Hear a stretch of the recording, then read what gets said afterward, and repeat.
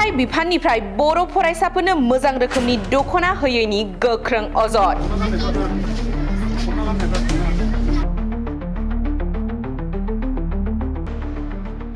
नंगौ, आसाम सरकारनि सोलोंथाइ बिफाननिफ्राय बर' फरायसाफोरनो गानजाथाव नङै दख'ना हरनायनि गोख्रों अजद। नाग्रिजुलि दख'रा एबसुनि गाहाय नेहाथारि बिनोद बर'नि दैदेननायाव काथरबारि गोजौसिन गेजेर फरायसालिनि 9 आरो 10 थाखोनि हिनजावसा फरायसाफोरनो आसाम सरकारनि सोलोंथाइ बिफाना जगायनाय बर' दख'ना इउनिफर्मखौ नायगिदिंहैदों। बे नायदिंहैनाय समावनो मिथिनो मोनोदि आसाम सरकारा होनाय दख'नाफोरा आखाइजों दाजानाय नङा आरो आरजाथाव खुन्दुंनि जायगायाव प्लास्टिक बायदि सिन्थेटिक मुवाजों मेसिनाव दाजानायसो।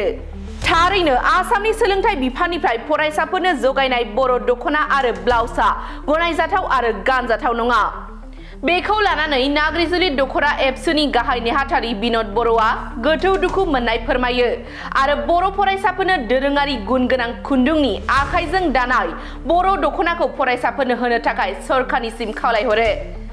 काथरबारि गोजौसिन गेजेर फरायसालिनि गोरायुं रबेन राभा, फरायसालिनि बिबानगिरि आरो एबसु मोन्नैबो बे जेंनाखौ सुस्रांनो आरो सोलोंथायारि फसंथानफोराव बर' हारिमुआरि गाननाय जोमनायनि मानखौ लाखिनो थाबैनो राहा लानो सरकारनिसिम खावलायहरो।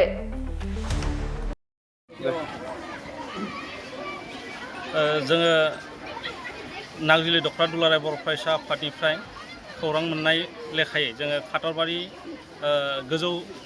गोजौसिन गेजेरारि फरायसालियाव जोङो फैनानै नुफैबाय जे बर' मिडियामनि जिखिनि हिन्जावसाफोरनि जि दख'ना बियो थारै जोंनि खुन्दुंजों दानाय बियो दख'ना नङा।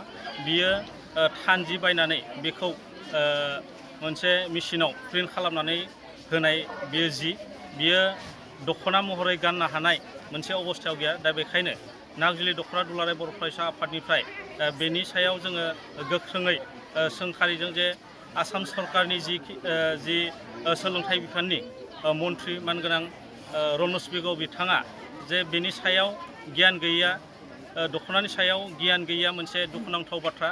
आरो जोङो बेनि थाखायनो जोङो मानगोनां सोलोंथाइ मन्थ्रि रनज पेगु बिथांखौ जोङो गुरै खावलायदों जे नैबे जि दख'ना बियो गाननो हानाय जिहेथु अबस्थायाव गैया, बेखौ सोलायनानै जे थाबैनो बेनि सायाव गोदान जे दख'ना होफैयो आरो जिखिनि जायफोर थिकादारनो बा नैबे दख'ना होफैनायनि जि साप्लाय होदों, दा बिथांखौ जेन एसे नायबिजिरनायनि गेजेरजों मा ओंथिनि थाखाय बेखौ मा होनना बुंदों थानजिखौ लिमिसन बा मेसिननि गेजेरजों प्रिन्ट खालामनानै होफैदों, बेखौ एसे नायबिजिरनानै बेनि सायाव गोख्रों राहा लामा लायो, बेखौ नाग्रिजुलि दख'रा दुलाराय बर' फरायसा आफादनिफ्राय जों गुरै खावलायदों।